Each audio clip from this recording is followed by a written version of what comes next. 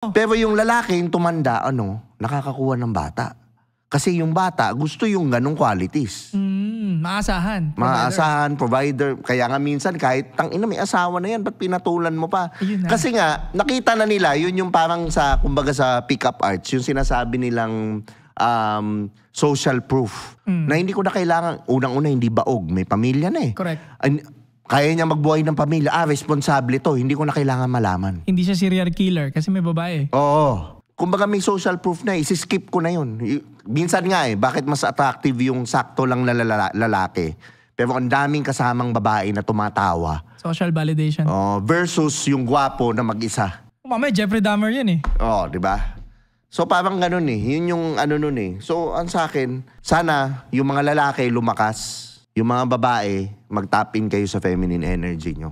Diba? Yung lalaki, ito rin naman, yung lalaki, dahing supot. Sa totoo lang naman, talaga ngayon. So, puro games. Puro...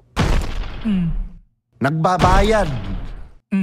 Diba? Ewan ko, I was raised in a time na pag nagbabayad ka, tangina, kadiri ka. Supot.